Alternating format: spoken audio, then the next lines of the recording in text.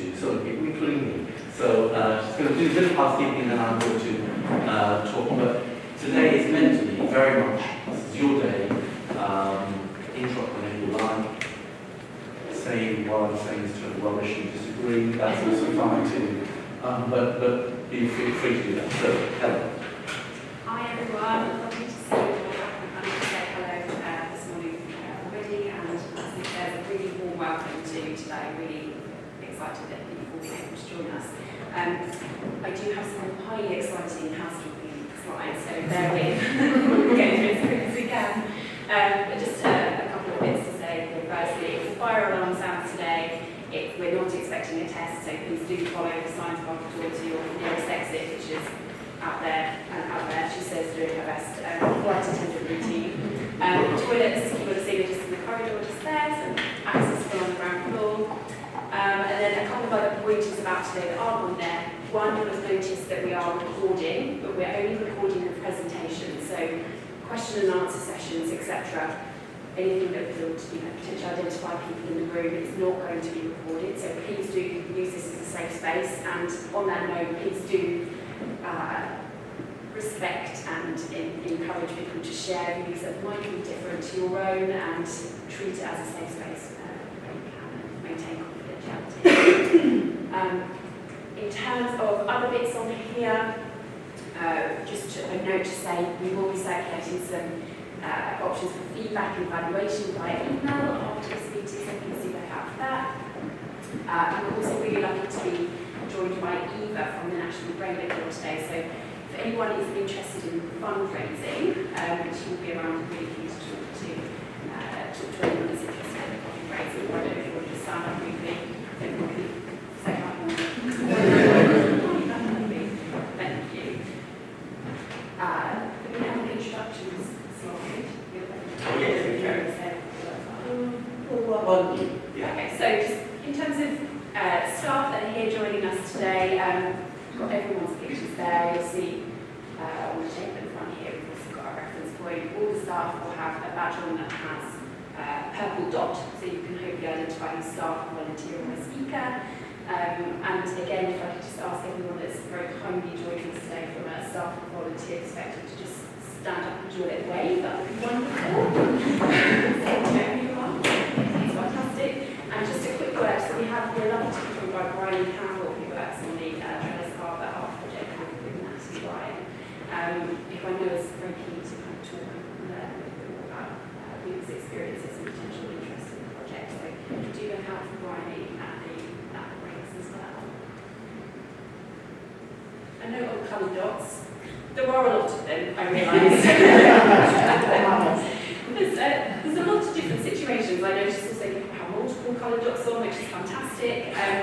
I think, just to say, obviously a completely optional thing, we thought it might be helpful to have people identify someone that's in a similar situation to you, spark a conversation, so please do use them as it's helpful. And there will be reminders of what coloured dot is, what breaks, etc. as a reminder. And then just a little reminder of our morning agenda and our afternoon agenda on that note. So, thank you. I'd like to really add my thanks to the huge amount of work that goes into organising this. I think you've seen the pictures flashed up. Please do speak to any of the staff or people who volunteer to come along today. I don't know, I think many of you know, who organises lots of the visits. I think lots of people know Helen, and Phil, who did research projects with us and now back as consultants, so that's fantastic. We're very achievement. Crutch, who had the full star picture in the black and white before, so when he isn't doing some sort of 1960s movie, he does occasionally some psychology and work with us. Some of the speakers later, Charlie, who works with some people who may have, where are you, Charlie? He's over front right now. Exactly. Well, so Charlie, please say hello to him. He works with Selena Ray and works with some people who've donated bits of skin in the past. He works with Selena growing just totally amazing things where you turn skin cells study the effects of what mutation is and what treatment might work. The wonderful Eva, who has been coming on to this meeting for years and years, I think we've got some leaflets and things. Not all of them have sets, black and white pictures. We probably will sign up for anybody who wants to. Kat and Natalie will be speaking later. Roberta, where are you? Roberta at the back is signing people in, who's a fantastic member of RDS for years.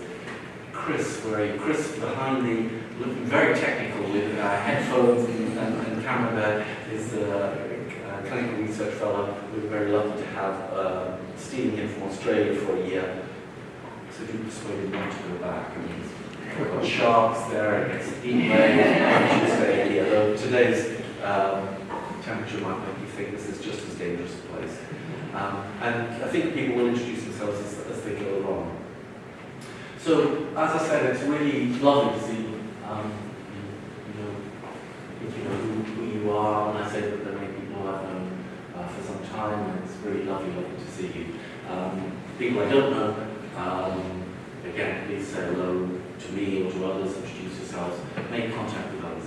I've always felt that these talks are essentially a warm-up act and it's been like this, we've been doing FAD support groups for many years, and they're essentially a warm-up act for the coffee, which is really the most important bit.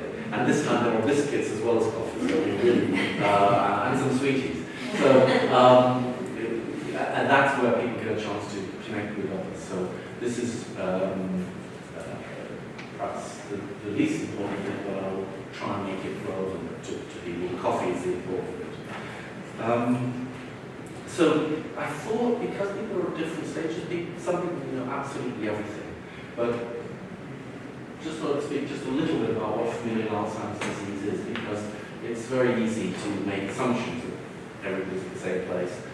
And it will be relevant for today, because we're going to have some talks about genetics, genetic counselling, testing, sharing information with children, update on trials, and we'll want to make this as interactive as possible, so please do interrupt anytime, anybody, that's all allowed.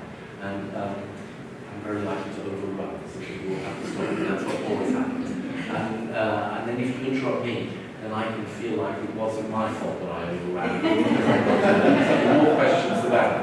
And then that's my excuse when I'm told, that was 20 minutes, but you were on for 2.5 hours. It was just questions. So, I thought I'd have a few words about familial Alzheimer's disease.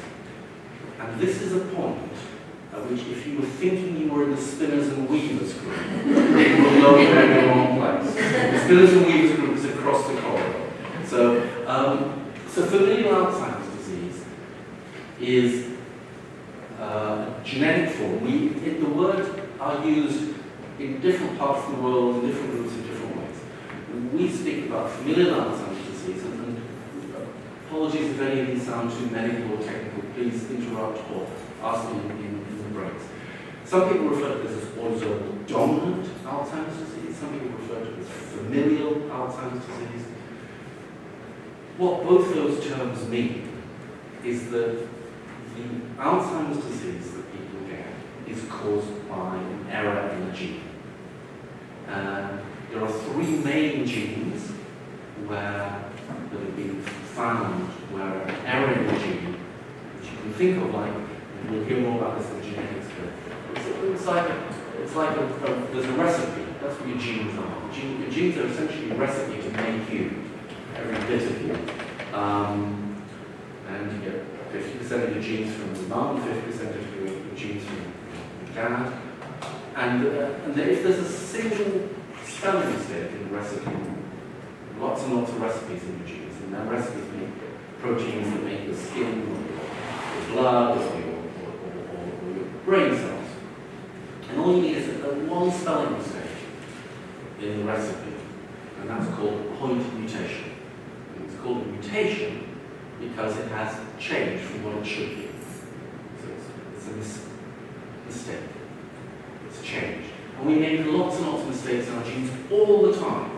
It happens every time a child is conceived. There are many, many different changes. And many of them don't make a difference at all.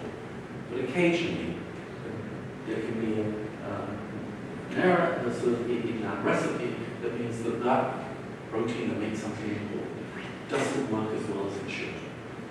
And so we know genes that cause people to have problems with their blood. We know genes that can have just about anything, actually. Any bit of you can imagine that can go wrong, a gene can cause it to go wrong.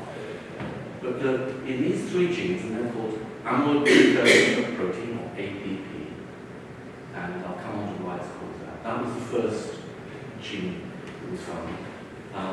Very unfairly, it's called the London mutation because it was found here by my colleagues John Harley and Martin Rosser. Now that's not the unfair bit. The unfair bit is the found was from Nottingham. So it shouldn't really be called the Nottingham mutation, but it's called the London mutation, is where it was found. And that accounts for a small proportion. You know a lot about APP because it's in your family. So if you have a mutation or an error in an APP gene, you get Alzheimer's disease at an early age. Alzheimer's disease caused by the APP mutation can cause an illness in the 40s, 50s, or 60s, or sometimes later.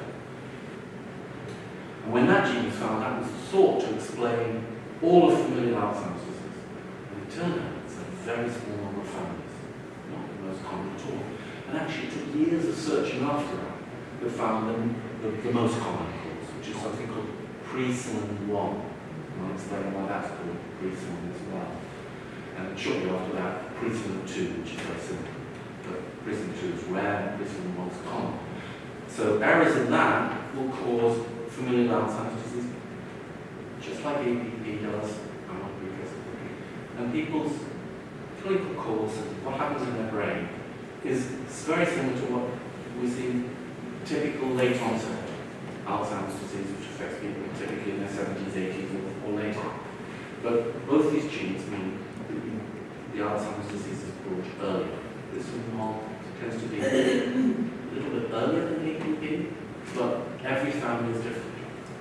So APP is called amyloid precursor protein because it is the protein that makes amyloid, or from which you make amyloid, which gets one of the hallmarks of Alzheimer's disease that gets deposited in the brain. So you can think about the signature of Alzheimer's disease at a protein level.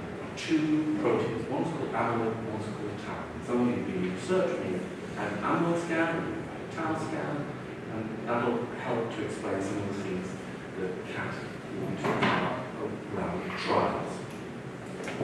So those are the three main genes, and they cause Alzheimer's disease. And the bit that we can also talk about is if you inherit the gene, everybody inherits the gene, if you inherit an error in your gene, you tend to get the illness at the same age as whoever was affecting your family, mum or dad. And I say tend to because it actually can be quite variable. It can be quite a few years earlier, or it can be quite a few later. And that leads me to my first bit of research advance or update.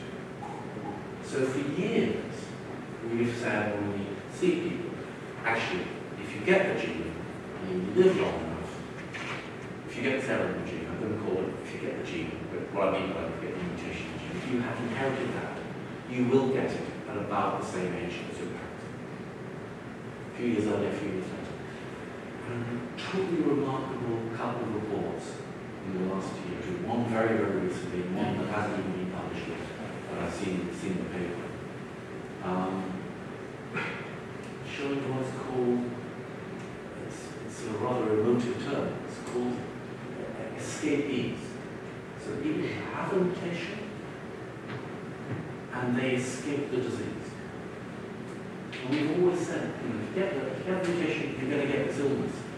You don't know when, maybe it's quite a few years later, when your mum died or whatever, but you've got to guess it's going to happen if you carry the gene.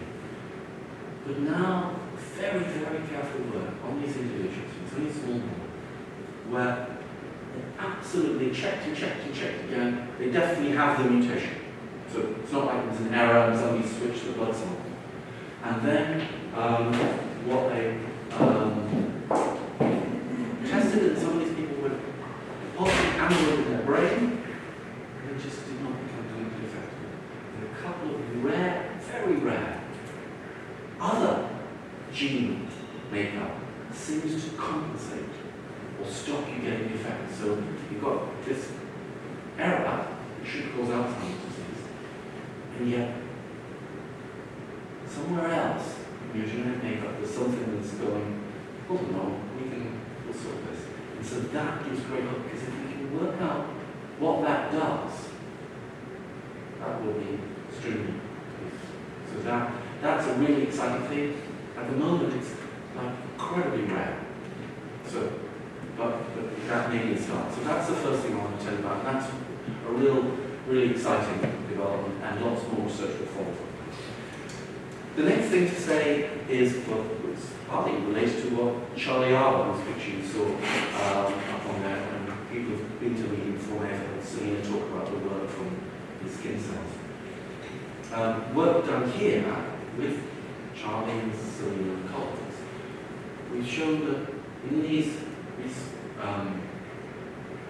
skin cells that people have donated then get changed into brain cells. Very clever things. They can turn back to stem cells and then become essentially brain cells in a dish. And you can see that they make people, if the skin has come from somebody with a mutation, they get those brain cells in the dish, the brain in the dish, makes the form of amyloid that gets built up and sticks in the brain. It doesn't get cleared, so we can show that. And whereas people who don't have a mutation, they don't get those same changes.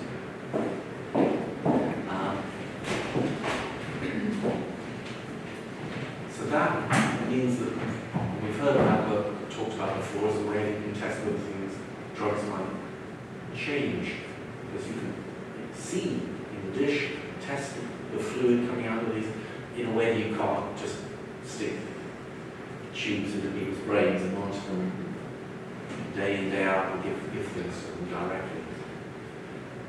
And using a technique which is called gene silencing. So what this is it's a really clever bit of giving a molecule, a drug, that sticks to the faulty bit of the gene. It finds it because it knows the sequence. It's designed, engineered to be, you can think of it like the opposite side of a zipper, but a very compact zipper. So your gene is one half of the zipper, and the other bit is the bit that fits into it. And it fits into it, and silences it, sticks to it, and means that doesn't make it faulty protein. And what we're seeing now is that that works on these cells. So the amount of, the bad amyloid, if you like, normally is up here. Give a small amount of this gene therapy called ASO, that's it, and it drops it down. Give a higher dose, it's even lower. Give the highest dose, and it's the same as normal. So it's silenced the gene. So that is, and there have been a couple of diseases now, most notably a rare childhood illness, which is genetic. It's so awful that these children, it doesn't affect your thinking and your memory like Alzheimer's, but it affects the nerves that power your muscles. These children, some of them, the worst affected, don't ever get to lift their heads off their cot because the muscles are so impaired, the signals from the muscles, and they die at a young age. And this same technique has been used. Those kids, I mean, it really makes you want to weep when you see the videos of them. The kids who were destined to die too are starting to sit and walk. And they're not perfect. They're riding bicycles or tricycles in a way that has never been seen before. So there's real hope on gene silencing. A number of other diseases has been making progress with the same technology, and it's getting better. So that was the second of the updates. So it's not prime time, it's not ready yet, but it's starting to make progress. And the third bit, and then I'm probably going to stop so we don't get too far behind, is some remarkable advances in therapies, in treatments, not just for familial Alzheimer's disease. I don't know, people seeing things in the press about new treatments for Alzheimer's disease. Of course, if you read some of the papers, there's a new treatment every day, usually involving turning slippers over at night, or making sure you have some strange food, or don't have some strange food, or whatever. But for the last 20 or 30 years since I've been doing this job, I've had people come along bring me bits of the Daily Mail, the Daily Mirror, or Express, or whatever, and say, oh look, shouldn't I be on this? And say, well actually, no. So there have been lots and lots of false stories, and actually some really criminal behaviour about people who put on the internet, this is going to cure you, take this thing. Usually it means you pay a lot of money to whoever's thought of it. Whether it's some strange diet or some new medicine. But this is the real deal. So the first ever therapy for Alzheimer's disease was licensed a couple of years ago. It's very controversial. Licensed by the Food and Drug Administration, the FDA in the States. Because that's usually where it gets assessed first.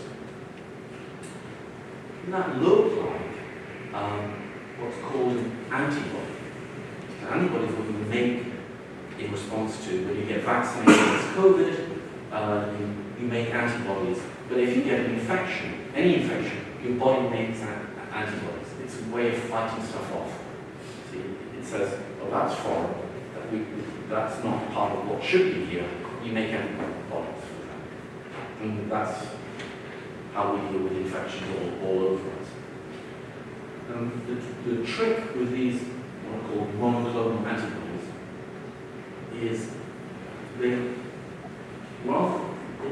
make an antibody outside the body and then they inject it into you. But that antibody is not looking at some nasty bug or a virus or a COVID. It's looking for amyloid, that protein I mentioned that builds up in the brain.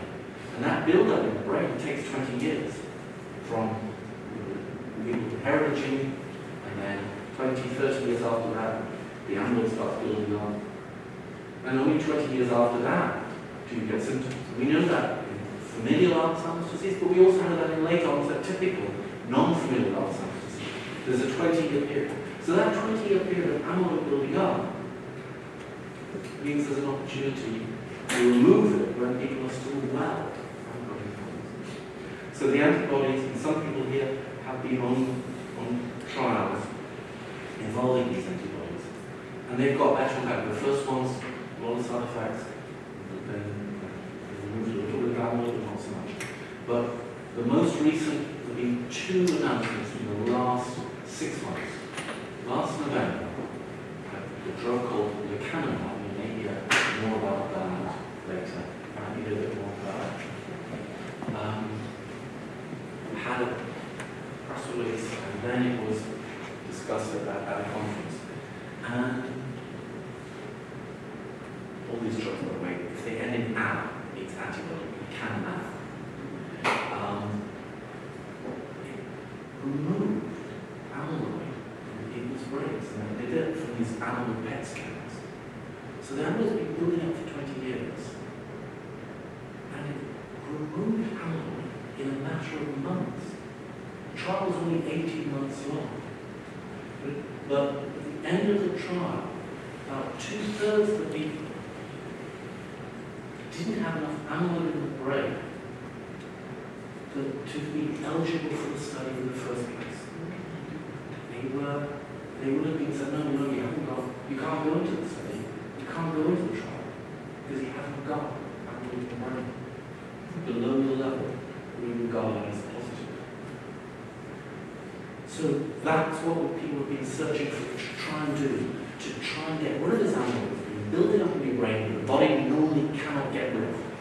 It's just clumps of protein that are indigestible by the very structure that you can't clear out. Like you clear out lots of rubbish all the time. You couldn't clear out the amyloid. The antibody does that. It does that in months. Some people 6 months, 12 months, 18 months. Different people, different amounts. Okay, so that's that's been the goal, but so what, unless it makes a difference to you clinically. So these were people who were very, very mild Alzheimer's disease, but they already were affected. They were not familial Alzheimer's disease. This is typical late onset Alzheimer's disease. And this hit all of the outcomes. So the decline in people's cognitive scores in the placebo group, that's the people who didn't get it, went down as normal, declined. The people who got the treatment declined slow. Quite a lot slow. Like, if you're going down by over the amount you've gone down over, let's say, the 18 months of the trial, the people on the therapy went down 5 months less. So it's slowed it by 5 months over that time. So about a third.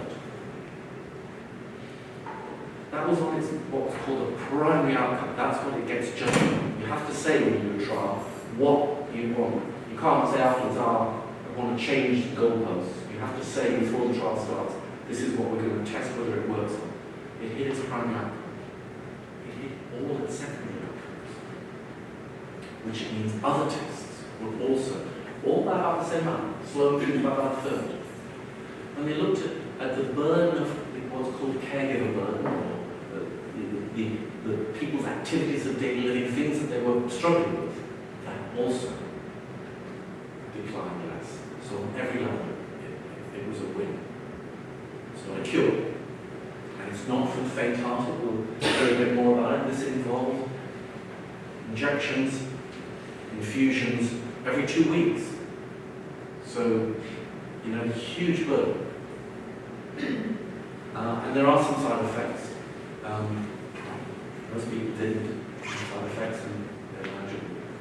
And then, it's a bit like buses coming along all at the same time.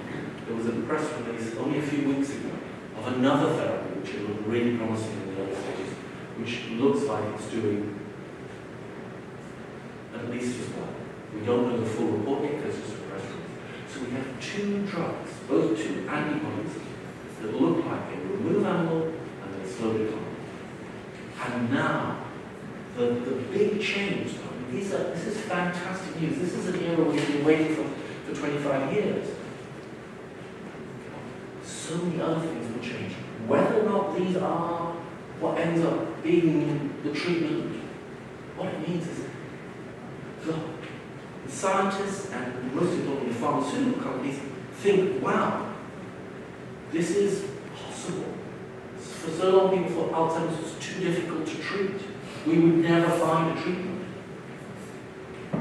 But actually, this means a huge effort. So already there are studies looking that instead of giving it intravenously, you can give it under the skin, like people give for insulin, and could be administered at home. And the first antibiotics were rubbish, but they got better and better.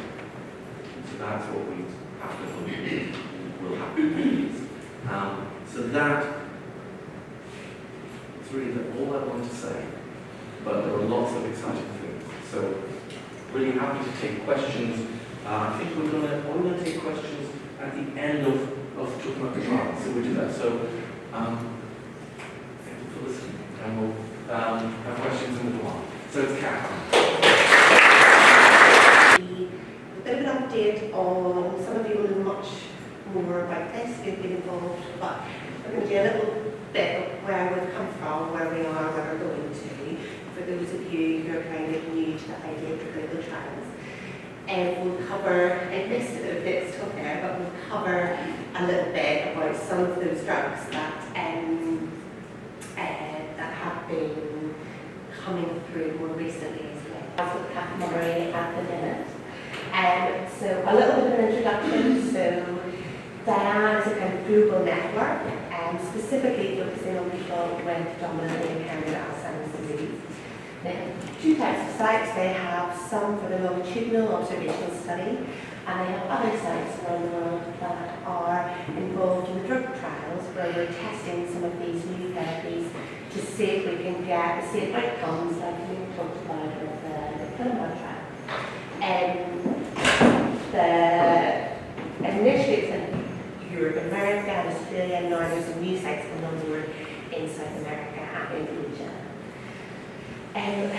So in terms of drug trials, there's several opportunities where we can look at trying to target the disease progress as things progress through. So we know that amyloid accumulation comes early, and this is what we call primary prevention, where you can try to give a therapy really early on, well before symptom onset, and before there were any other changes of the disease, and to see if we can slow that down or change the course of it. Secondary prevention is a little bit closer to where you would expect to see disease symptoms, so a little bit before and after. And it's trying to target here to see if we can slow down the progression of the disease and reduce the amyloid burden, possibly change the outcomes of the tau burden as well. And then a little bit later on, we see if we can, in terms of prevention later on, we can see if we can slow down the symptoms and slow down the progression of things. So we have several points on the journey that the trials at the minute are working towards trying to target, which is giving a bigger opportunity for people to become involved. So where things have come from, and so some of you will know lots about this and be involved in the studies, but the trials that initially started with the first part of the study where they tested two drugs, gantenerumab and solanezumab, in populations dominated by Alzheimer's disease to see if they made any difference on either the process of the disease, so the amyloid proteins, the tau proteins, the degeneration, but also on the outcomes of how people were functioning. So the solar arm, solanezumab, didn't have any, didn't change the disease processes underlying significantly, but the gantenerumab showed quite favourably. And you can see, I'm not going to list it in front of you, you can see we saw the cerebrospinal fluid amyloid levels coming back towards normal, and we saw the tau levels coming back towards normal, and we saw the neurofilament light chain, which is a marker of kind of axonal neuronal damage, coming further away from those who hadn't had the drug. So we saw really positive kind of biomarker outcomes in the gantenerumab study. Whenever we tracked this using studies with two drugs versus people who didn't get the drugs, and the doses that were given in this original study, there wasn't that significant difference that Prof spoke about that reducing the progression of the disease, and we didn't see that in the early studies at the doses that we used. So that led to the question, why, whenever we saw the proteins changing and the underlying kind of pathology or process of the disease changing, why wasn't that making an outcome that was meaningful for people in their day-to-day lives? Because that's the outcome that we all want. And there's some questions as to whether was because we didn't get the drug doses high enough quickly enough, was it because we were giving them, by the time the drugs got up to the higher levels, that were making more of a difference? Was that a little bit later in the disease process? And the other thing we had was that some of the participants in the studies were asymptomatic, so they didn't have symptoms yet. They were still asymptomatic towards the end of the study, so that skewed results a bit. And so it left us with some more questions around whether GANT was going to have a benefit in the participants. So the decision was to go ahead and invite people if they wanted to come to what's called the OLED, or the open label extension, where we give everybody a chance to get the drug. And the drug was at an escalated level, so it's going at a higher level where we would expect to see more removal and see if that made a difference. And that's ongoing at the minute. So I know somebody here involved in that study. There's 76 people on the 157 currently in our site, and we're coming towards the end of that study, towards the end of this year and next year. Results expected a bit after that. As Nick said, being involved in the trial, there's lots of visits to the site and to see the team. But in this trial, we were actually able to give them subcutaneous studies that we were able to facilitate them people getting a dose in their own homes and only coming to the site for certain dosing, which reduced the burden of that travel in and out of central London. We still have a couple of people that come from further away that do come to site, but so we have 6 patients getting their own dosing, which is much easier for day-to-day life. So we're expecting the results of that next year when that comes in. After that initial study, the DIAN network have gone on to make this quite complex platform, and it's a new kind of way of doing clinical trials, and it means you can open up more options and more arms of the study more quickly. So up at the very, so up at the very top, and this is where we are here, the National Legal Extension, what was going before. And we're expecting that in 2024 we'll have some results for that, we're going to see the difference. This piece here, the secondary prevention population, we're recruiting into that in a minute, so there'll be some people here are maybe watching if you're enrolled or if you're thinking or planning to enroll in the study. There's this pre-bit where you can kind of get involved and have a little taster of the visits and meet them in the common running period. And this study is looking at giving the lecanemab drug, which Prof talked about, which has had these positive benefits. Everybody in the study will get that. So this is really interesting and new, that everybody, maybe not initially, but within the first year, everybody will get that drug and will get access to that. But then on top of that, they're wondering, well, what would happen if we targeted the Tait protein as well? What would happen if we targeted both points of the disease? So we have a second drug in that study, and we'll have half the people getting it and half getting a placebo. And we'll see if the addition of a Tait therapy gives any additional benefit. So it's a 2-year biomarker endpoint, so there's biomarkers, there's amyloid levels, and Tait levels, and the CSF, and all the scans. And at 4 years, we're going to see if there's any meaningful difference in cognition between the groups. So that's what we're putting at the minute, we're putting at the site. And obviously, if anybody has been speaking and wants to stay, come and grab us. And we'll do a little bit of detail after. And then there'll be further studies in that population that spent 10 years before onset, 10 years after, coming over the next 10 years.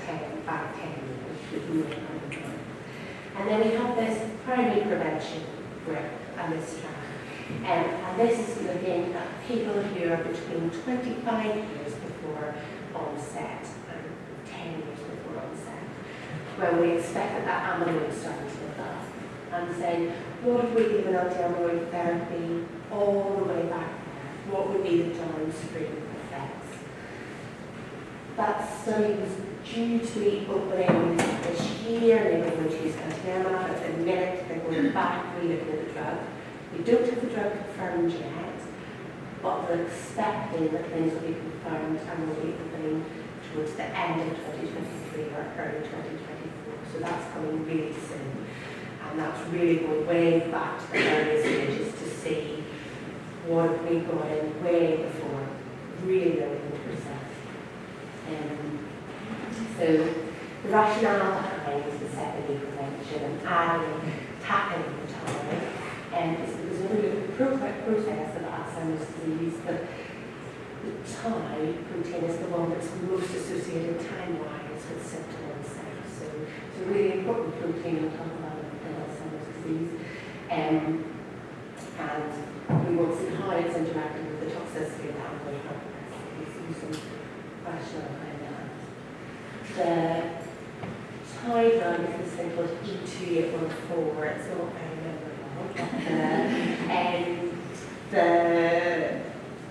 we have a study ongoing in a minute with people people with impaired Alzheimer's disease, a small study, which is looking at kind of the safety and how it works. The initial doses that are here on the slide were given, and the results of this piece came out. It showed that at the kind of higher dose, about 60% of the kind of time that was causing problems was blind. And at the minute, the study is ongoing, and we are up into the phase 2B. So we have, we're just reaching the kind of target dose of the agent in the population. And again, there'll be a lot for a period of 2 or something like that. So we have some data around this dosing, and a little bit of data around the safety of this drug. And the study, the amyloid which I have not been tried together yet, so this is quite unique, and this is the first study of that, where that is going to be done. So the combination targeting multiple targets in the process of the disease, and see if we can reduce and prevent the cognitive decline. So it's quite challenging, and really it's kind of going to help us try and gain this more of an understanding about what is the relationship between amyloid and time. This is how it looks, and thankfully we have really nice participants that it's really easy to remember where they are. So we're splitting the secondary prevention piece into 2 different ones. So we have people that have symptoms, so have some problems with their memory or some problem with that within 10 years of that. And they're going to get the anti-amyloid therapy first. So they're going to get this lecanemab every 2 weeks. Everyone gets it. It's not blinded, okay? So everyone's getting that drug every 2 weeks. They're doing that for 6 months. And after that 6-month period, then they're getting either the EG145 or placebo. And so we'll end up with, the symptomatic cohort, we'll end up with 2 different sets of people, those that have just had lecanemab, and those that have had lecanemab plus EG145, the time at that point of the disease. The other group we have is people here that perform very symptomatic, and they're going to get the anti-tau therapy first, and they're going to get either that or placebo for 12 months. So again, it's trying to work out, is there a difference in which one you get first, or the differences? So for the first 12 months, they'll get either this anti-tau therapy or placebo, and then after the 12 months, everyone will get the lecanemab. And we'll end up, so we'll end up 4 different groups of people at the end, with all slightly different characteristics, and then we'll be able to look at the results to see, was there a combination or characteristics of certain participants that made us think it was better time to target those.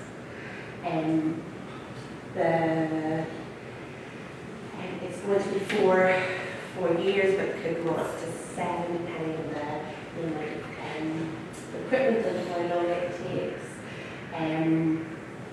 We are in the process of the home nursing going through so that people can get their doses at home, because I'm a hospital at home doctor as well. It makes such a difference to be able to not have to kind of. So we're in the process of getting that set up, and a site in Dublin for anyone over from Ireland is in the process of getting going. It's taken a while, but we're working with Justin Kinsella to try and get more of the visits able to be done in Ireland. But that is going to take a little bit of time, but hopefully the Dublin site won't be too long. With this study, because everybody is getting a drug, we have to have genetic disclosure.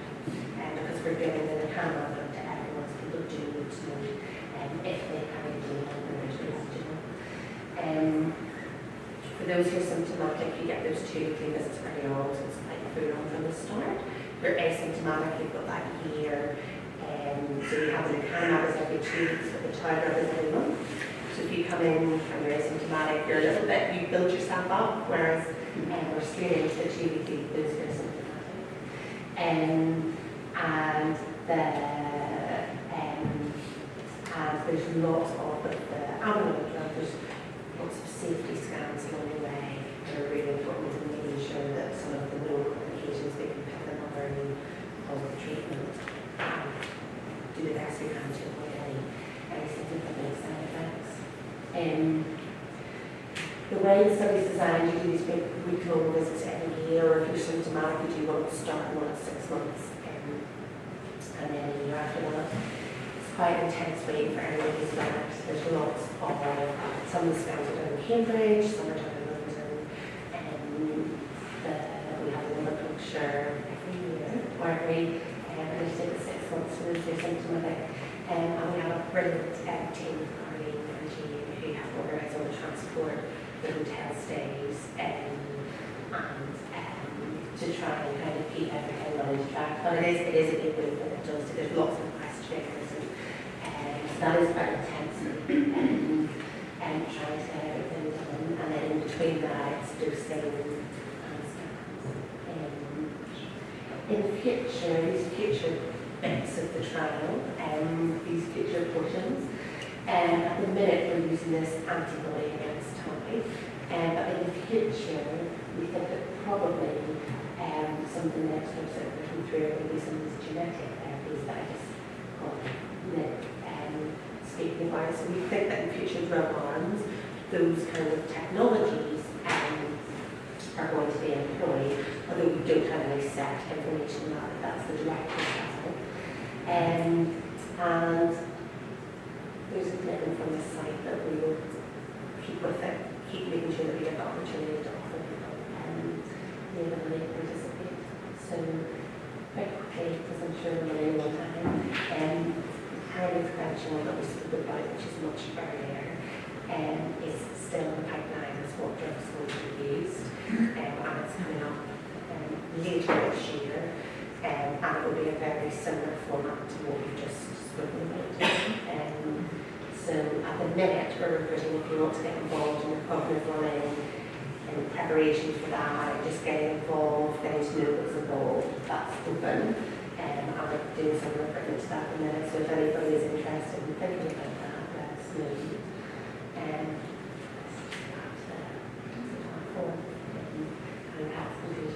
So, any questions?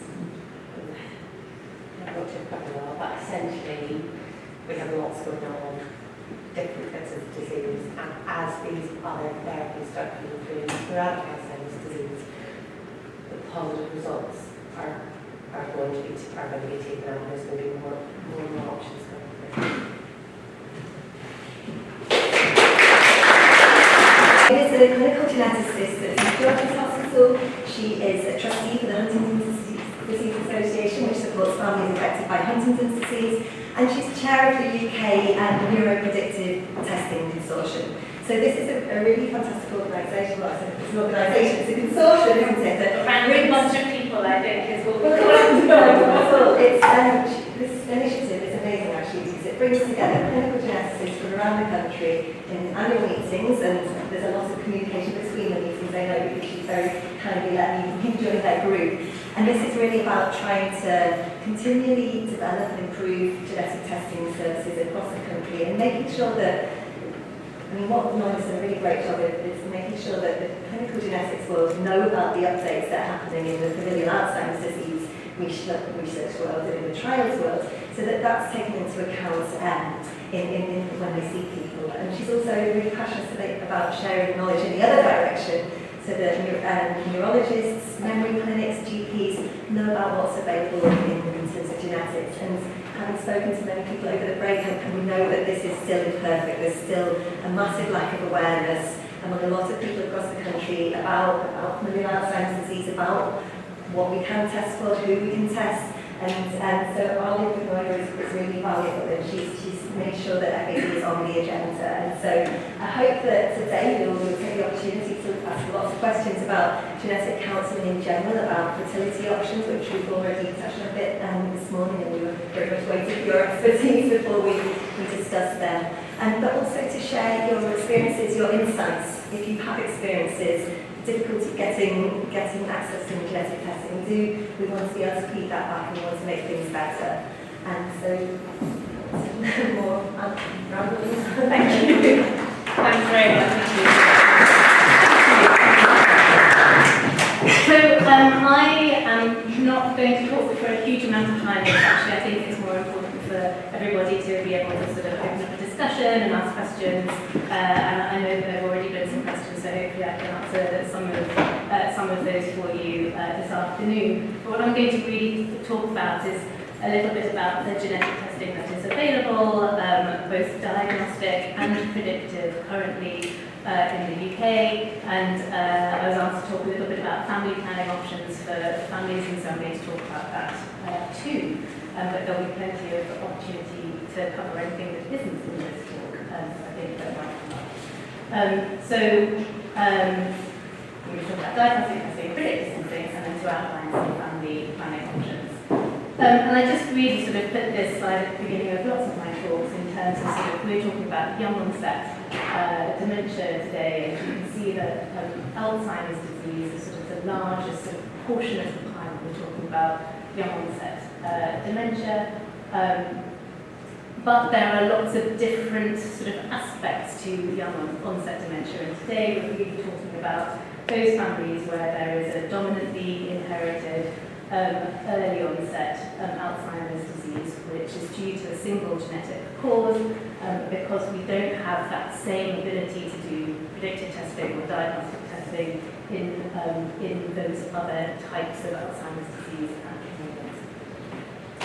and so what we're really talking about is that there are lots of families with early onset Alzheimer's disease that might not fall into this category of the 3 genes that we can currently test for, and there might also be some overlap with some of the other genes that we are able to test for. And so genetic testing has sort of broadened out, I'm going to go through this and then come back to it, broadened out into sort of whole genome sequencing panels of genes. So before we would see a family, we would think they might have early onset Alzheimer's disease, and we'd be able to test for the 3 genes that we know can cause early onset Alzheimer's disease. But in the last couple of years, through the genetic testing directory and updates to the way that genetic testing is performed, that is actually now done through whole genome sequencing. And so there are criteria for whole genome sequencing, and that is people who have unexplained dementia with an age of onset of less than 55 years, where other causes have been excluded, or where there is a family history of dementia of the same type, or a family history of motor neuron disease in first or second degree relatives. And so that really is much broader than the testing that was previously available, and will cover a lot more genes than the testing that was previously available.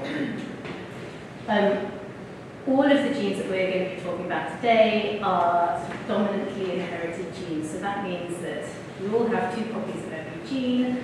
If you have familial Alzheimer's disease, then you will have 1 normal copy of that gene and 1 changed copy of that gene. And what that means is that when you come on to have children, there is a 50-50 chance of passing on that changed copy of the gene to any children. So that comes with an increased risk of familial Alzheimer's disease, but it also gives us the opportunity, whereas in other types of Alzheimer's disease we might not be able to do this, is to offer a predictive test before somebody might develop symptoms, so that they might be able to plan things a little bit differently, or access clinical trials or treatments once they become available. So whilst it is a really challenging situation to be in, it does come with its own opportunities that might not be available to people without a familial cause. So this is the type of referral that we get in clinical genetics, and lots of people here will be part of a cognitive neurology clinic, and have access to expertise that isn't yet there in lots of sort of community mental health organisations or dementia clinics. And so this is the sort of thing that we might be asked. We'd be grateful for your assessment of this person who has a family history of Alzheimer's disease. Genetic testing was mentioned to the patient, that's her dad, and the family at the time of diagnosis, but he wasn't tested. So we'd like you to be able to advise her. And so this is a really impossible situation for us because we can't offer a test to people in whom we don't know what the cause of the condition in the family is. So you can't have a predictive test if you don't know what we're testing for, because it is completely impossible to interpret any results from genetic testing under those circumstances.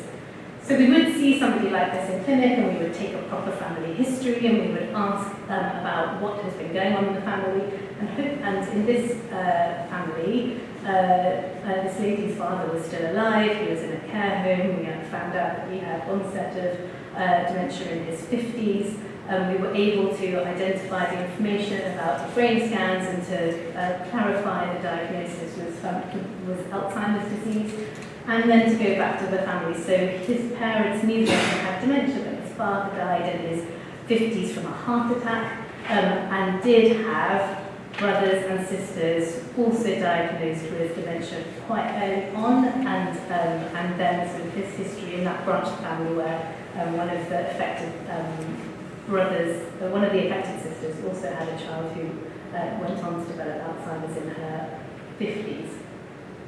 So we were able to discuss consenting for genetic testing with this family.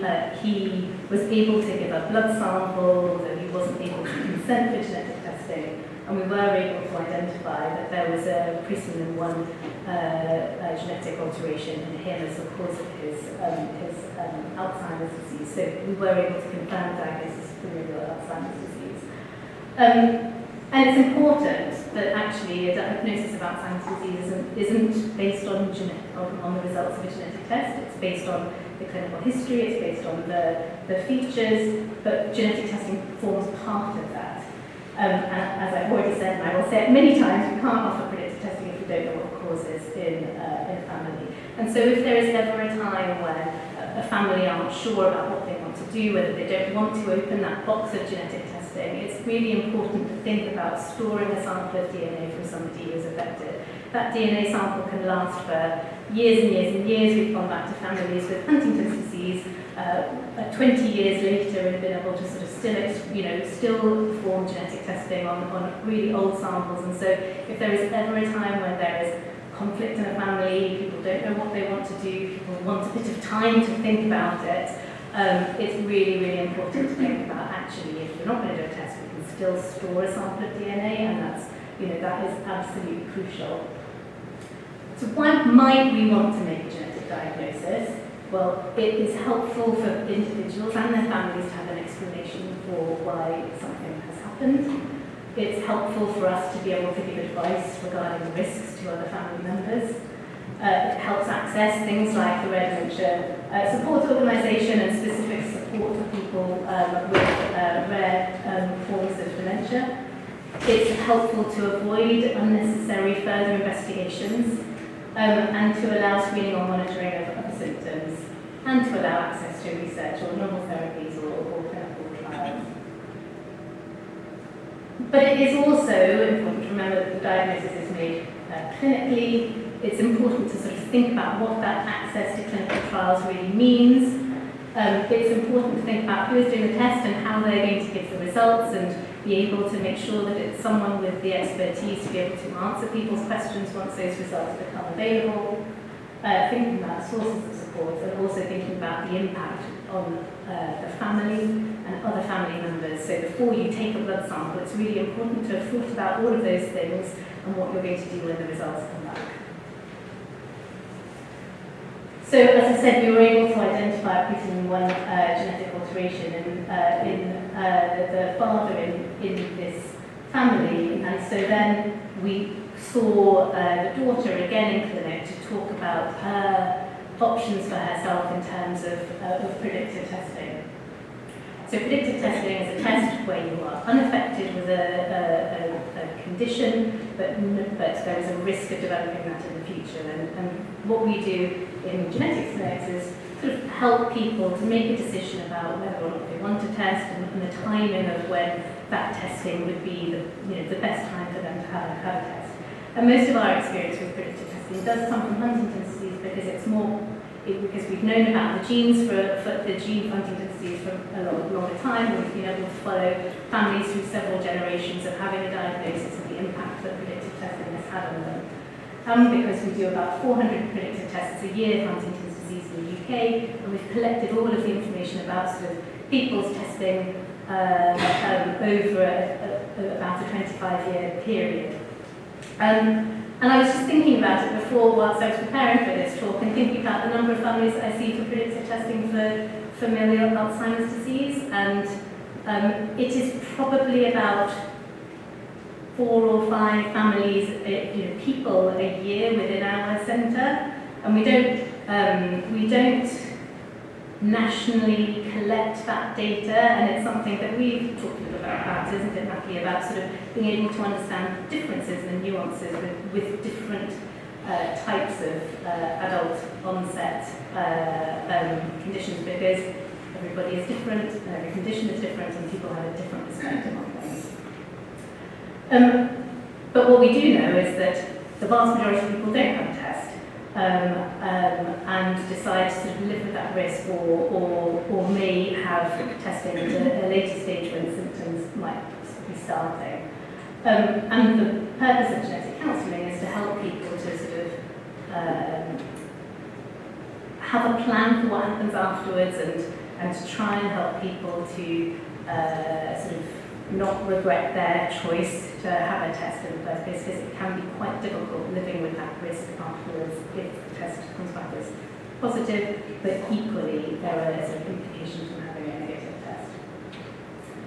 And so here are some of the pros and the cons. I don't need to talk to this audience about that, but there are lots of reasons why people might want to have a test, and there are lots of reasons that people might not want to have a test, and actually for each individual it's about figuring out what is the most important thing to them, and the thing that sort of is driving them either direction, and being able to hold onto that after they've had the result, so that it helps them to sort of live with whatever that result is. And it will also influence the timing of when somebody might want to have that information. So some of these things become more important or less important over time, and so being able to sort of think about what is the right thing for a particular person at a particular time is really important.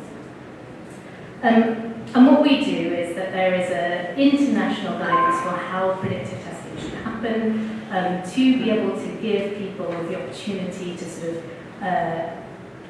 think about things, discuss things, and to sort of have follow-up after results.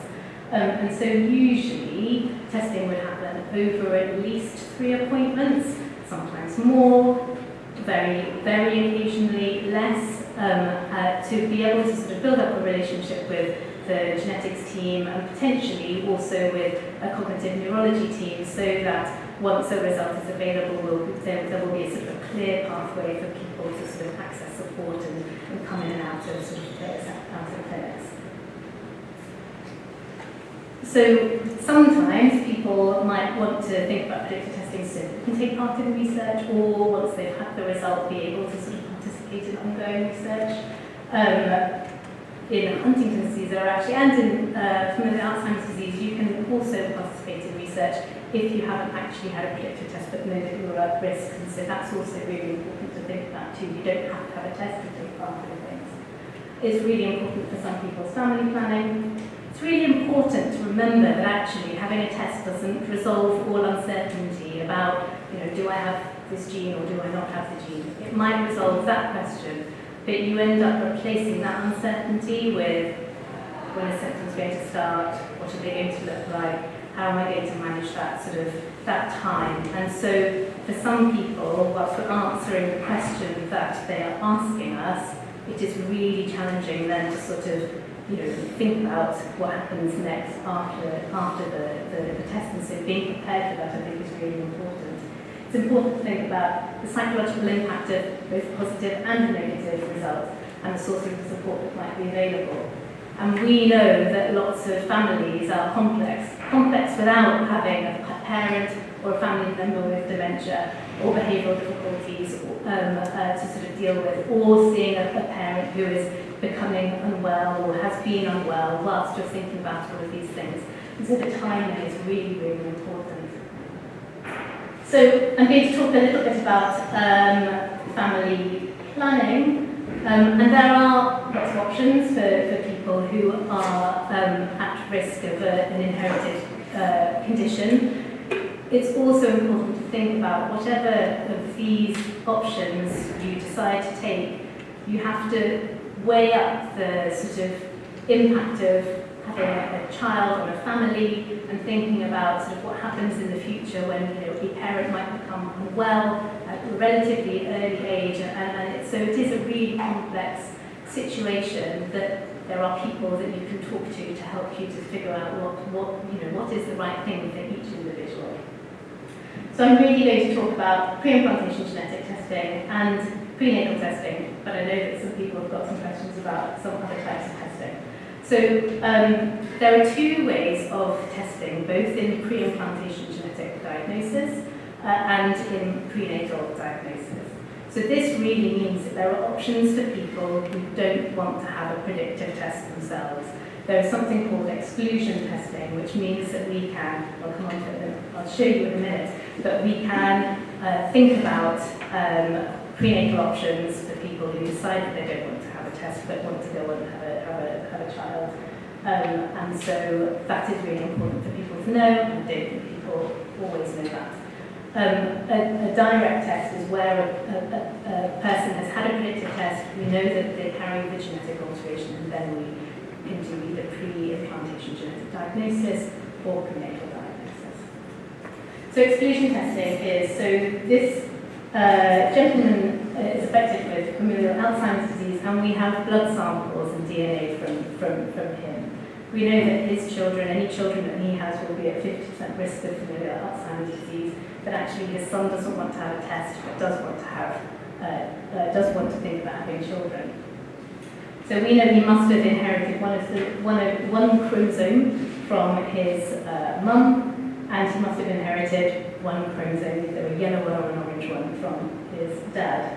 And there is a way that we can trace the chromosomes through either a pregnancy or screen embryos in pre-implantation genetic diagnosis that would mean that any embryos or a fetus that had any of his father's chromosomes in it would be a high-risk pregnancy, and any that had his mother's chromosome in it would be a low-risk pregnancy. And so that is the basis of exclusion testing, and it is right for some people, but of course if you do this in a prenatal test setting, so a test in a pregnancy, there is a risk that you might be terminating a pregnancy that isn't actually hasn't inherited the copy of the chromosome with a high risk of familial Alzheimer's disease. And in PGD, you might be discarding embryos that actually would be healthy embryos. So it is right for some people, but it is not right for everybody, and it slightly reduces the risk, slightly reduces the likelihood that you will have a successful outcome to a pregnancy or to PGD. So pre-implantation genetic diagnosis is available. It is available on the NHS for couples who are at risk of inherited conditions, and familial Alzheimer's disease is one of those conditions for which there is approval. It is a bit like IVF, with the added step of having a genetic test before any embryos are reimplanted. And at the moment, you would be eligible for PGD. There are certain criteria. One of those is that you don't already have a child from that relationship who is not affected by a genetic condition. So because we don't do predictive testing in children, there is a risk that some families might not find out about familial Alzheimer's disease until they've already had a child, and so at the moment there isn't PGD available for couples who have already got children. So that's one of the criteria. There are other criteria around age, around BMI, and around smoking.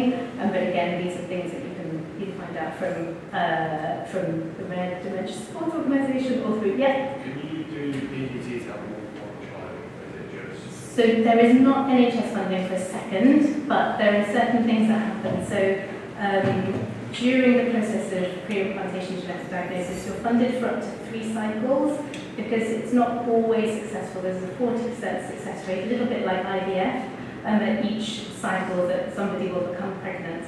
And so during the process, there might be more than one embryo that is a low-risk embryo, and so all of those embryos would be frozen. And so if you had a successful pregnancy and there were embryos available from a round of pre-implantation genetic diagnosis, then it is much less costly privately to sort of have an embryo transfer rather than go through a whole cycle. Does that make sense? So can you clarify, did you say before this is only available for first-time mothers? No, so it is available where there isn't already a child from that relationship, which is a slightly different thing. Okay. First-time mothers in each individual. Exactly. And so, yeah. So why is that? If you've already got one healthy child, do they say, well, that's enough? So at the moment, that is the case. We don't know what's going to happen. There is a review of PGD happening because we've had this quite a lot in Huntington's disease families, that actually people don't find out about their parents' diagnosis until they've already had a child. And it is not usually in the child's best interest to do a test. So at the moment, the only way of us being able to meet the criteria is if a child had a high-risk predictive test. And so that is not possible. But I think that there is a review going on at the moment because this also applies to some cancer families, it also applies to Huntington's disease families, and it's absolutely applicable for familial Alzheimer's disease. So I think that there might be a change in the policy soon.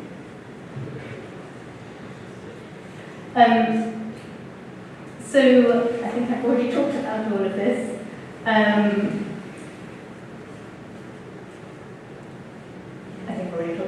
So I'm just going to skip through it. And then the second option for families is prenatal testing. So prenatal testing is available if PGD, if a couple isn't able to have pre-implantation genetic diagnosis. Most couples would opt for PGD first, but we have some families where couples have been through PGD unsuccessfully for several cycles potentially, or where for whatever reason, because they already have a child, they haven't been eligible for PGD, or they haven't been able to fund that private cycle, and so prenatal testing is always an option, or have become pregnant, unexpectedly. And so we can offer a test at around 11 weeks of pregnancy. It's an invasive test via CBS that would identify whether or not the fetus carried the high-risk gene. Do you want to ask something? Sorry, just say, yeah. Just say, can we try and do questions at the end? Because we're trying to record without sharing people's personal information. So, that's absolutely fine. A CBS test comes with approximately a 1% risk of miscarriage, but is very well tolerated for most people, and there are lots of genetic centres are used to sort of working very closely with their fetal medicine centres to arrange prenatal testing. But of course, if the result comes back and the pregnancy is high risk, then you have to be able to consider having a termination of that pregnancy, and so it isn't without its own difficulties. And some people, so I've just put amniocentesis up there because some couples don't find out they're pregnant until a bit later on, and so amniocentesis is available from about 16 weeks. But ending a pregnancy later is more challenging, psychologically rather than medically. So predictive testing is not usually possible unless there is a confirmed genetic diagnosis in a family. Genetic testing is available, but requires some thought, some time, and some care. Everybody who is at risk of familial Alzheimer's disease has choices and should have access to somebody who can help them talk through those. There are 23 UK genetic centres available across the UK, and there is a representative from each of those centres who comes along to the predictive testing consortium, so I know that there are people with expertise in each of those centres, and so it's really important that you don't have to go and see a clinical geneticist and have a test. You can just go and see somebody and talk through options, and that is really important. Nobody will ever force you to do a test. In fact, often we try and sort of, postpone testing until somebody is absolutely ready. So it is really important to know that there's always someone to talk to. That's it. Thank you very much. About a range of genetic conditions and in really helping families navigate these difficult conversations, which really has organically come up as a key issue, I think, in the discussions today and in our last meetings. It was very much at the end of our last meeting last year where this came up as a key area where we'd really love a bit of space to talk about it in more detail and be glad to have your expertise. So thank you. Thank you. I'll try. Good afternoon, everyone. Thank you for inviting me to speak. I simply like to say I have been working in this area now for over 30 years, just working with families, trying to help and support families have difficult conversations in a whole range of different areas. And I probably should give you just a brief background in case you think, well, they're dragged in off the street to come and talk to us. So I'm a nurse by background originally, and that's how I started my career. But over the last 20 plus years, I've worked academically and clinically to work with families, looking at how families manage genetic risk communication and how families manage a genetic condition and living and talking about genetic condition with family.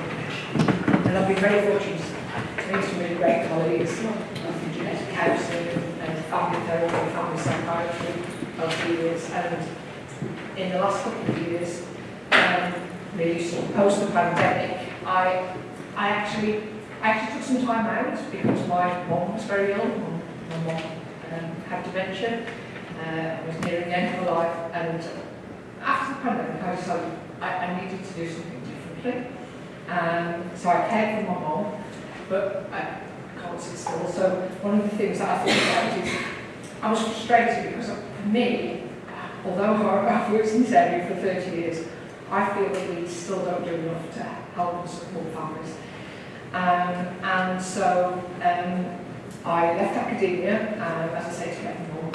And I got together with all my sort of colleagues and friends, they are friends now over the years, and we've set up a new company called LAHA. And the idea of LAHA is that what we're going to try and do, or what we are in the process of doing, is using digital technologies to try and support families more about having some of these difficult conversations. And it's not just digital technology, it's probably a human digital hybrid. But nevertheless, we've got this company basically to begin to look at this. And so I'm working with a whole range of people, from psychiatrists, family therapists, genetic counsellors, myself, as a researcher, but lots of people. One of the things that we're trying to do is to look at how we can support people. So I'll talk to you a bit more about that at the end. But this session, what I really wanted to just do is to really try and answer your questions more than anything. But I'll try and give you an overview of some of the studies and things that we've done and what we've learned over the last 20 or 30 years. Myself and my colleagues, I've been very fortunate to work with some great colleagues and research teams. And basically we've gone out and interviewed lots of families affected by different genetic conditions, including things like Huntington's disease, Duchenne muscular dystrophy, hereditary cancers, all kinds of different conditions. And I was adding it up, and including going and talking to groups of people and having focus groups, we've actually interviewed or spoken to or surveyed somewhere in the region of about 3,000 families over that time. So I think we've been able to collect a lot of evidence as to what works and what doesn't. And the first thing I want to say to you is there's no real wrong way or right way of doing this. Every family is different. There is no perfect solution, and you have to do some of this by trial and error. And there's no such thing as a perfect family. I know some people like to portray it, believe me. I know in my own family, there are things that you get wrong sometimes, and you have to apologise and then work on the relationship. And I think that's some of the most important thing that I would say to you today is it's about the relationship that you can build with your children and the give and the take that goes with any relationship. Okay, so what I offer you today really is the advice of what we've learned over the last 30 years. And some of it will be very practical, and then at the end we can do questions and answers, so we can turn off the camera, and then you can ask any questions that you want to ask, and we'll see where that goes from there, if that's okay. So yes, I've explained a bit about lower and so we are reviewing emotional and mental health company, and we're using this hybrid human and digital approach to supporting family members. It's all evidence-based, it's all based on my research, but also lots of other people's research over the last 30 years about what really supports families. And if you look on our website, we're doing a lot of work with families with mental health problems more generally. So we're seeing a big rise in the number of young people, for example, who are self-harming at the moment. And we were asked if we could put something together around self-harm. And we've set up some programs around that, and we've had some really great success. And one key thing that I always come back to, it's always about the relationship and the quality of the relationship with the children and the parents have together. And that's not to say that parents are doing anything wrong. It's just sometimes knowing how to get the best out of the relationship, and just how to do things perhaps a bit differently. Because at the end of the day, many people, the only experience of family that they've got is their own family. So sometimes it's very hard to quite know what to do or how to try something different. So I was going to ask you this question, but we'll perhaps come back to this towards the end, just to think about what your experience is about talking to your children about a difficult topic, and then thinking about what went well and what didn't go so well. So perhaps you just want to think about that, we can pick that up towards the end. So the next thing I really wanted to focus down on is that how ready and prepared are you for talking to your children about Alzheimer's disease?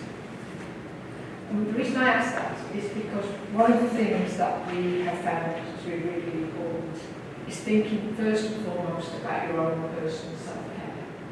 Okay? Because one of the things that we've certainly found is that young people, or children and young people, will role model themselves on you. How you deal with things, how you react to things, you'll actually see it in your children. Sometimes it's hard to see because it's ourselves being mirrored back to us, and we find that quite difficult to see sometimes. Sometimes we absolutely recognise it completely. I was talking to a gentleman not long ago, and he was telling me how his 3-year-old parents, him, know it's about telling him to take his shoes off. It changes the dynamic. And that's what children and people do. They really learn from what we do and what we say to them. We're also under very stressful conditions. I know it can vary between different families as to the level of sort of perhaps disease that might be expressed in the parent that's affected or the grandparent that's affected. But nevertheless, it's very stressful to deal with some of those situations. And so you really do need to think about how you look after yourself as you go through all of that. The other thing about self-care is that it's absolutely fundamental to how you're able to parent your child, or children, because even under the stressful conditions, you are still the parent. You've still got that responsibility of making sure that your child feels loved, cared for, valued. It's really fundamental to what it is to be a parent. And I would say that, you know, in self-care, when I've spoken to some parents, they say, I haven't got time for me, I'm just too busy, how can I take care of myself? But I would say it's not a luxury, okay? It's really important that you do it, because, as I say, that's what's going to help you and help your children, and also help you with all your care responsibilities. And I would say parents are your child's most valuable resource. And even if you think that your teenager never listens to you or isn't bothered about you, believe me, that isn't true. Because when I've literally talked to hundreds of teenagers, and they always tell me the most important people in their lives are their parents. And that almost goes without exception. And even if they're really struggling with their relationship with their parent, they want a relationship with you as a parent. So you really are their most valuable resource. So just thinking very quickly about some of the things that you might want to think about in terms of self-care. Think about your physical condition, keep yourself physically healthy, taking exercise, just having awareness, be kind to yourself. I find sometimes when I've been talking to parents, especially more recently since the pandemic, because they feel like things aren't going right, they're not doing things great for their children. Sometimes I say to them, what would you say to your friend? If your friend was in your situation, what would you say to them? And they'd say, actually, be kind to yourself. And I said, I beg you, answer, be kind to yourself, because you are in a difficult situation. It is important to take that. And so just paying attention to what's happening around you. All this sort of thing is really important. Take pleasure in small things. You don't have to do very big, expensive days out with your children. We're just going for a walk down to the local park, to the pond to feed the ducks. Children and people value the time that they get to spend with you. And it also gives you a chance just to slow down and take stock of yourself. And there are various ways that when we're talking to parents is that we try to think about different ways to prioritise their mental health. And this is the sort of list that they often come up with. Simple things like walking, just taking enough rest, and setting your boundaries, knowing what you're prepared to do or not prepared to do. That's really important. If you get a chance to find a therapist or someone that you can really trust to talk to, take that time, take that energy. Try not to hold everything in or believe that you've got all the solutions, because you end up just completely going around on loops and cycles, whereas talking to someone else, they can ask you the questions that you haven't thought of. They're just changing perspective on things, and they can really think about things in a different way. And then there are obvious things like hobbies, reading, listening. All these are important things to take time out for yourself as part of the day. And the other big thing that we say to parents a lot is sometimes it's about reparenting yourself. And by that we mean that sometimes across the generations we tend to think that what our parents tell us is the right way to do something, and so we automatically want to do that for our own children and our own people.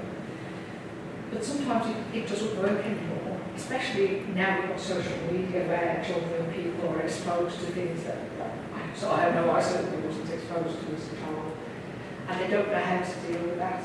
But then not only do the parents and those of us that are grandparents, it becomes really quite a struggle to know what to do. But we have to go back and rethink ourselves about how we want to be parents to do that in that way, and how we want to be helped or supported to deal with the situation. And I think sometimes as well, one of the things that many parents have said to me is that they have found the way that they were parenting quite challenging and quite difficult. And so sometimes it's about going back and getting them to think about the in the kindness themselves, that they don't have to be how their parents have perhaps portrayed them or made them seem. And so when we've done all the family sort of communication research, and as I say, we've talked to literally hundreds of thousands of families over this amount of time. And one of the things that people sometimes say to me is, oh well, you know, you have worked in the same genetic condition that I've got or that's wrong with me, but it almost doesn't matter because this is about being human and about it sort of transcends any kind of sort of illness or disease process. Because this is about people having good emotional and good mental health. And one of the things that we found is that by being able to have a good relationship, by being able to talk and communicate effectively, this really sets everyone up for really good emotional and mental health, sort of longer term. And that's not to say people don't fluctuate with their moods or with their emotions, of course they do, but being able to talk about what's happening and what people are thinking about is really actually very powerful. And the other thing, I think that one of the things that I've certainly learned over the last 20 years when I've been working with families affected by genetic conditions is that often parents try and protect their children and try not to talk about what's happening in their family, and yet their children can see what's happening. Even from a very early age, they will observe so much. And I know when I've gone to talk to even children will say, Mummy and Daddy think I don't know, or Mummy and Daddy don't I haven't said this, but I can see. And where there's something going on in a family and people don't have a shared understanding of what's happening, that is very disconcerting for children and young people. And that's when you begin to see a sort of deterioration in children and people's behaviour, and maybe to see a deterioration in their sort of mental health and well-being. So one of the things that I would say that I've really taken away from the last 20 years is that having a shared understanding of what's happening. That doesn't mean telling your children everything. We are all people, we have our own memories, we have our things that we do and don't want to share. But if there are things that are happening in a family that affect the family, there needs to be a shared understanding of what's going on. And even if they don't know everything, being given the opportunity to ask the questions, I think is absolutely fundamental to this. And when we looked at the sort of attributes of really effective family communication, we tried to sort of think about all the different aspects. And I know I've written lots of pamphlets for different genetics units and different hospitals, both in the UK and all over the place. But one of the things that I think I've been able to do more recently is really distill that down and to really think about what's important. And I think these are the four really sort of key attributes around good family communication and good family emotional and mental health, I would say. First of all, connection. Okay, so actively building connection between family members. When you're talking, and when family members are talking about what's happening or wanting to know things, ask curious questions. Be curious with your child or your person, about what's happening for them, how are they feeling, what do they want to know, because that really begins to build a sort of connection. You're interested in them as individuals.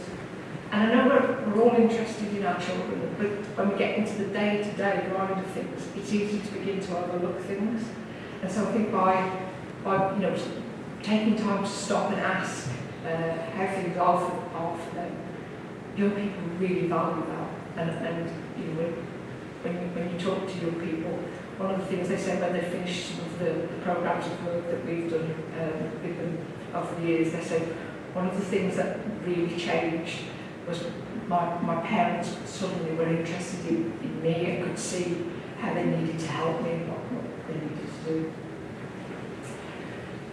The second thing is understanding, and that might again seem obvious, but I think often we don't encourage children and young people to really share their feelings or their thoughts or their emotions and what they're going through.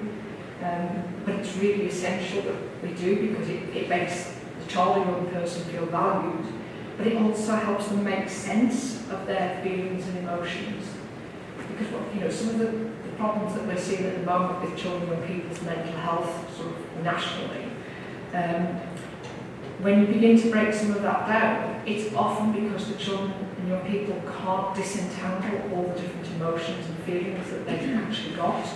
And so by working with them and talking to them, you can actually begin to help them separate out those feelings and thoughts. And also to recognise that, their thinking doesn't have to drive the way they're feeling. They can change the way they're thinking to change the way they're feeling. And that in itself is something really powerful in helping young people manage their mental health more effectively. The third thing is empathy. And I think it's a very undervalued but important aspect. And that's really empathising, and that's not sympathising, that's empathising with how your child's feeling. And by empathy, it's about really listening without any kind of judgment or wanting to rush in and fix things or put things right. It's about just being able to hold your child's emotions, let them express what they're feeling, and to really surface the difficulties and the tensions and things that they're probably feeling within their family and the situation that they're in. And finally, resilience. Now, quite a few people, when I see it on social media, people say, people tell you being resilient means putting up with things and getting on with things. And it doesn't. Resilience in this context, it means being able to really learn and healthily adapt to new situations or find alternative ways of dealing with them. And part of that is helping people separate out their thoughts and emotions and begin to think about how they can express them more healthily to move forward. And being able to be resilient in that way means that children and people will be adaptable for the rest of their lives. They'll build stronger, healthier relationships for their lives going through.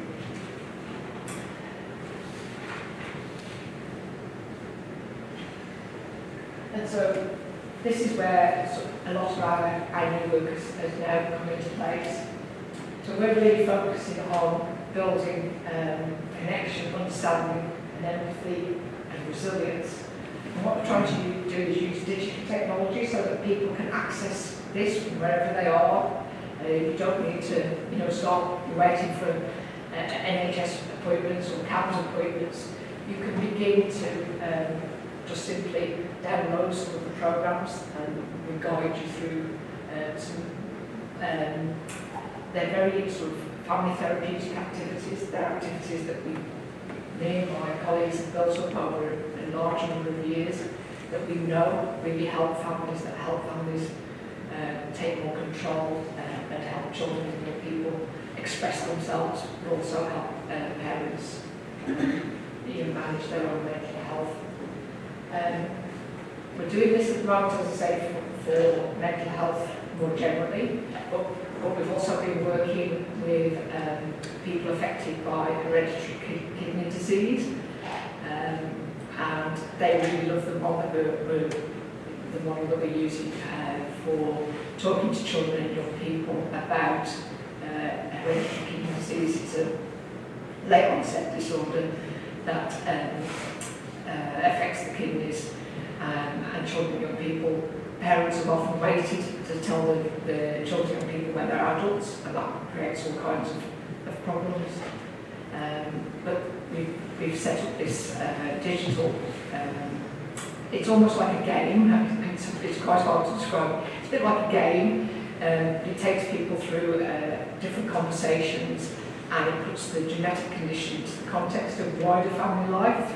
And so you begin to really ask questions and sort of really get to know and understand how your children and young people are thinking, and to know when to begin to introduce the idea of a genetic condition.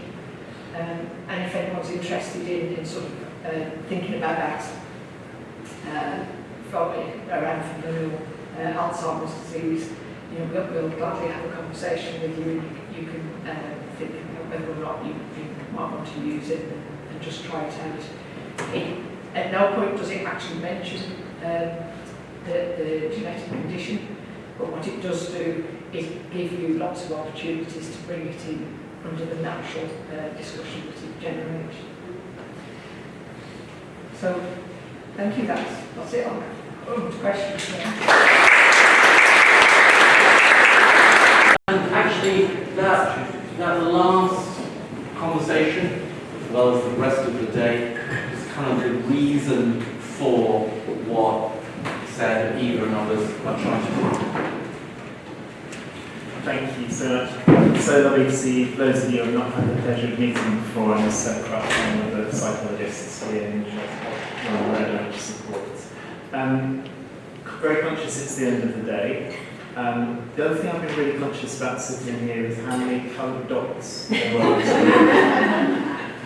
And the reason I mention it is because the main thing I wanted to remind you about is that some people, Bridget, I think we're referring to this meeting as the UCL meeting, and then there's this other thing called Rare Dementia Support, and we're very much kind of one and the same. And I say that not to make it more confusing, but just to say that we love seeing you here at these yearly meetings, but there are lots and lots of other opportunities to get help and support and to meet with each other in between that.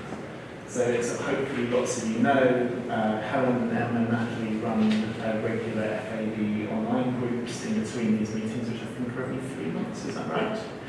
Similarly, for all the other conditions that we support, we've got regular monthly peer groups, people living with the condition, people at risk of the condition, or caring for someone who is. But there are also so many other bits of help and support that you can, we would be only too pleased to share with you in between. We have a rights and entitlement officer called Trish, who's great at helping people navigate that maze of what am I entitled to, how do I answer this question on this form in the right way to get the support we richly deserve. We've got a free legal advice clinic that we can put you in touch with. But we also have lots and lots of other groups. My mentioning of the dots is very conscious that lots of you are in different situations. And the online groups are great, but sometimes we need to break them down even further because there are certain things you will want to say or discuss with other people who are in pretty much exactly the same boat as you. And we don't want people feeling that there are things that they can't say in the group because someone else might be in a different situation. So we have programs now for people who are supporting a loved one with FAD or any other of the rare dementias we support in the middle and later stages. We even now have bereaved support groups for those of you who've lost someone. The basic message is, artists, this group, this enterprise, we will never discharge you. We want to keep working with you. We've known many of you for decades. We particularly know this applies double for this group and for the other inherited dementia group that we work with. We want these links to go on. We want things to keep growing and improving. And we do not want you to feel left alone in between. So please, please, please, do get in touch with us at contact at Rare Dementia Support or via Helen, and we will always try and match you up with whatever is seemingly the right information or the right support for right now where you are. The other thing I quickly wanted to mention is also in the past year or so, we've developed, I think a few of you will know Emma through the online group. She's a psychologist and a counsellor. And also Sam Stern, who's a new psychologist in our group, is absolutely fantastic. And you've got great links in with the clinical psychology group at UCL by our colleague Josh Stott. So we now have a weekly meeting of psychologists and counsellors where a bunch of us will work with people individually over 6 or 8 sessions, sometimes longer. And that's something else that you can be referred into if you if that sounds like that, we got support. And also on the way out, Roberta, who's just at the back, will be wafting some copies of this survey, or we'd love to have your email address if you'd be willing to share it, because also there are more and more online, as we've just been hearing about, online forms of intervention, both one-to-one and small group. And we just want to make sure that people living with rare forms of dementia have full access to those. So it's just a quick survey about what some of the successes or barriers that you found to accessing healthcare information on. Could you possibly click on that also?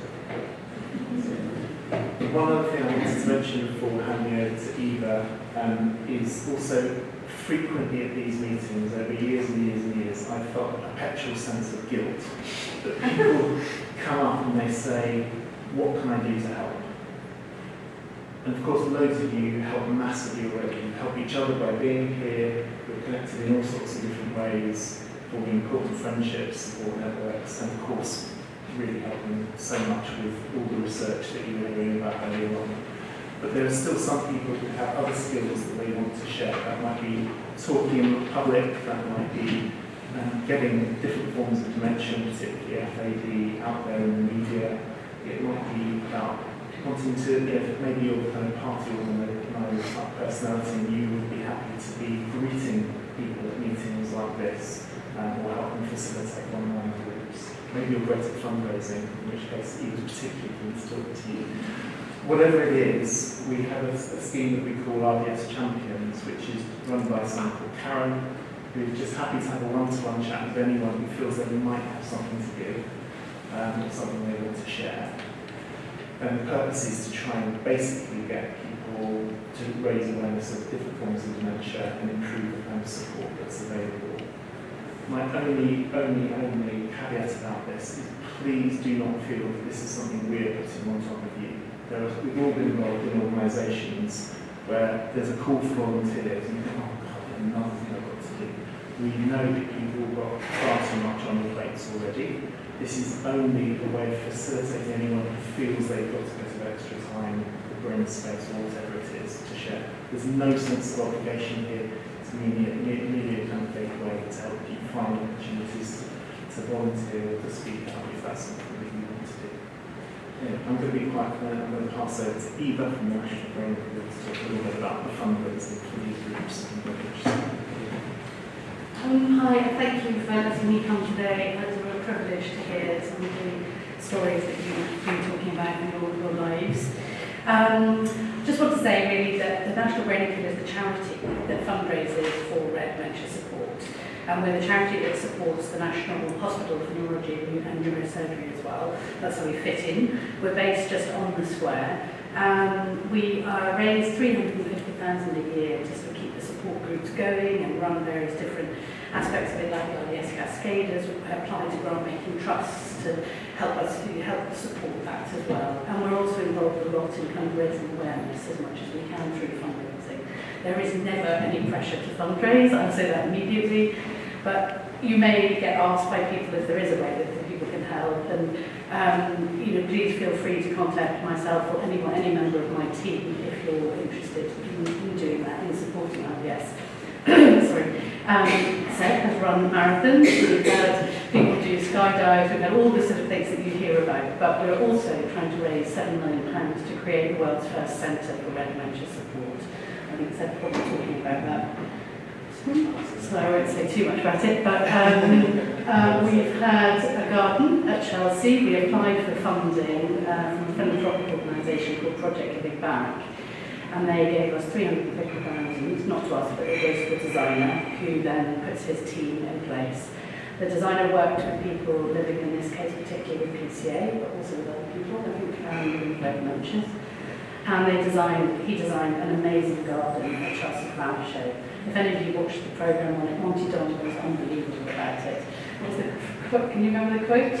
something about changing Yes. set gardens and changing purpose. And this was one of them. I must have had about 100 texts as he finished that. So, people seem to really adore the garden. It won a gold medal and it won Best Construction and Best Sanctuary Garden. I mean, it couldn't have gone better. But the most amazing thing was being able to hand out 25,000 leaflets to people who were visiting the show, who immediately sort of looked at National Rare Dementia Support, what's that? You know, that was incredible. Be able to talk to people and really for them to understand. And it was interesting to hear people's stories. There was far more people than I thought that came, having heard about it, saying, oh, my dad had FAD, my mum had, you know, so, and so that was wonderful to be able to spread the word.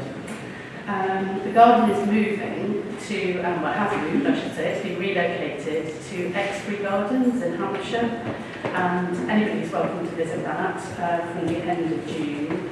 I think carers, it's free for carers and it's free for our RHS members, and I also think that they're going to give us some free tickets as well, so you know, we can let everybody know about that over time. What else can I say about that? I'll let you talk about the centre, I think. But just to say that there's lots of material over there as well if you'd like to sign up to our fundraising newsletter, and you can just hear about what's going on. We've just had Richard Walker climb Everest for us as well, so you might have heard him on some radio programmes. So there's a lot of support out there, but obviously we are trying to grab it. Finally, maybe you want to come in and help close out. So I'm conscious of time and anything going on. We've been talking for years about developing a Rare Dementia Support Centre, so a home for meetings like this. You probably thought it was just sort of some sort of fantasy or delusion that Nick and I have been labouring under, but we're edging closer. We have a site in mind, which is this beautiful pair of buildings in Woburn Square, just 5 minutes walk from here. The fundraising is going really well. The garden that you just saw is going to be part of this centre, so you'll hopefully soon have a chance to be in that space. But what we really want to realise is this space where we can bring together all that RDS has to offer, and for not just for now, but for generations to come. So Nick can, I'm sure, speak more eloquently than I can about the need for this, but it was great to see Nick standing in this garden at Chelsea with all sorts of wealthy and powerful people, and being able to really make the case of how desperately support is needed, especially if dementia is something that affects you and your family at a young age, or in a way that other people just don't understand. And we view this centre as not being the solution to all of those problems, but a kind of hub through which we can try and really raise awareness and improve services, not just in London, but across the whole country. So with that, I'll hand back to Nick. Thank you so much all for coming. Great to see you.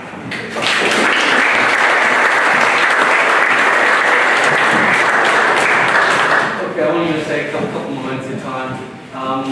When Eva said she wasn't going to force anybody to do fundraising, you have all been signed up for a Skype. Apart from those who have already done one. And your parachutes are outside. I think you're going to give some explanations about how that can be done. Could you just sit there at home? That sounds easy.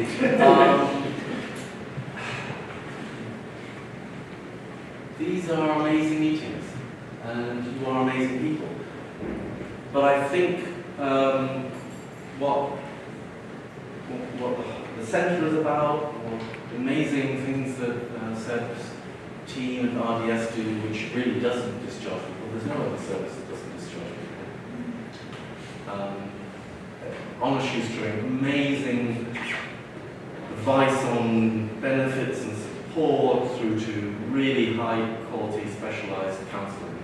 And these are things that should not be the exception. It should be what everybody should get.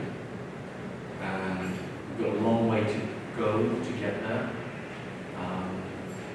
But I wanted to say that you're all more powerful than you think you are.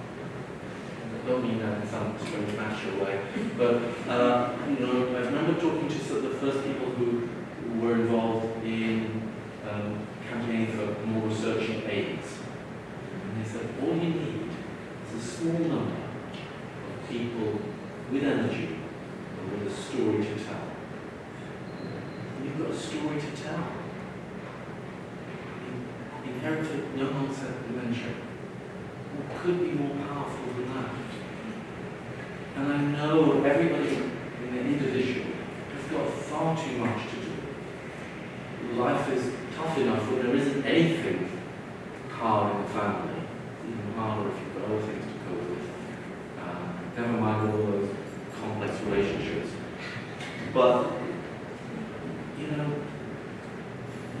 coming together, whether it's just showing RDS and providing an email, or spreading awareness, because the vision should be that every family in the UK, and beyond obviously, but that's not even that, every family should be offered the opportunity to take part in research and to gain some knowledge. People can decide they don't want to, that's fine. But that knowledge is power, and as a group, whether it's changing what the government think about how little is spent on research, or making services better, so that people don't get discharged, people do get support for their kids, or there is a day centre that doesn't say, oh, well, you can't have Alzheimer's disease because you're only 50. We've all been there. These are the things that need to change. So I think energy, a story to tell, perhaps just a little bit of anger. The thing has to change. That's what we have to do. So I think you're an amazing group. I'd like you all to just thank the speakers and all the people who contributed. Thank yourselves.